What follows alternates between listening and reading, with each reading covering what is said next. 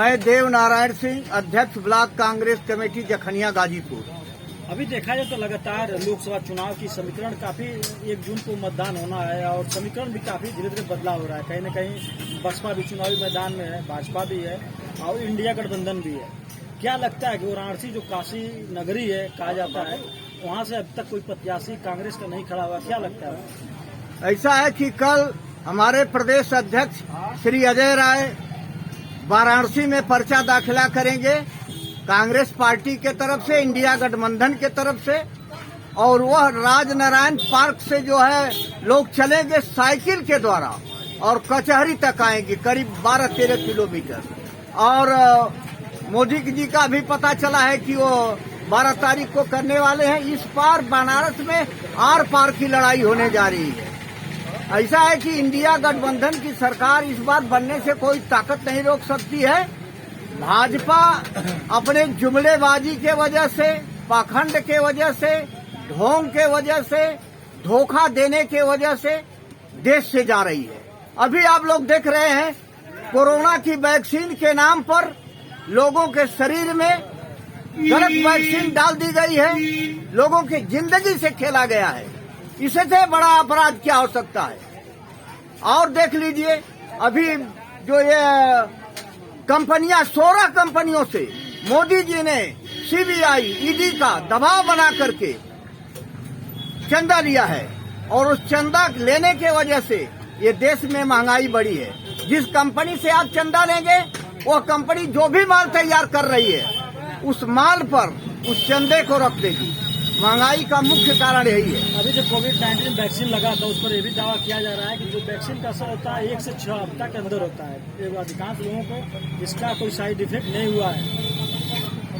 सवाल मैं तो ये कह रहा हूँ कि कोरोना कोई बीमारी नहीं थी। कोरोना एक बीमारी लाई गई और कोरोना के नाम पर देश के खजाने को लूटा गया।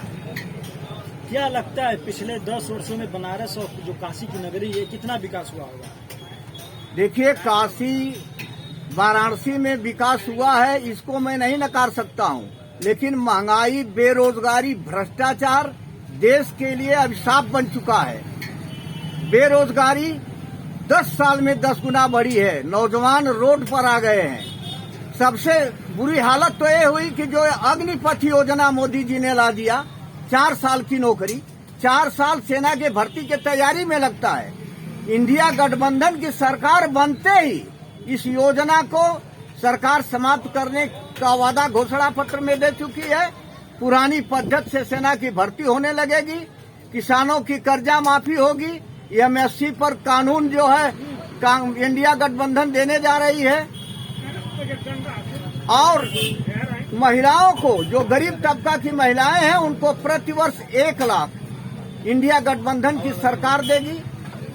इस तरह से अनेक बहुत सारी सुविधाओं की घोषणा की है। हमारा घोषणा पत्र जनता देख रही है और उस घोषणा पत्र में इतना दम है। मैं ये भी घोषणा पत्र में दिया हूँ कि अगर कोई वादा इंडिया गठबंधन कांग्रेस पूरा नहीं कर पाती है तो आप मेरे खिलाफ न्यायालय भी जा सकते हैं। अभी आपने ये भी दावा किया है कि नहीं, भाजपा की तरफ से विकास बनारस में हुआ है, इसको इनकार नहीं किया जा सकता, और भाजपा यही मुद्दे को लेकर चुनाव लड़ रही है, तो कितना कारगर साबित होगी? सवाल यह है कि केवल बनारस के विकास से कुछ होना जाना नहीं है।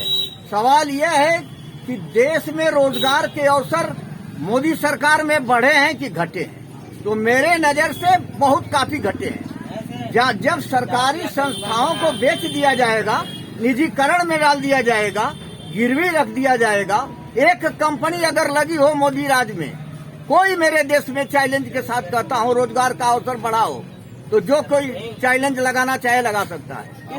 इसमें दलित मतदाताओं को रुझान क्या होगा? देखा जाए तमाम उनकी जो, देखिए, दलित मतदाता हो, चाहे सवर्ण मतदाता हो, चाहे पिछड़ा मतदाता हो, पिछड़ा और दलित ये तो ठान लिया है कि संविधान, लोकतंत्र, आरक्षण को बचाना है, और वो एक साथ चुनाव इंडिया गठबंधन के पक्ष में बहुमत में करेंगे।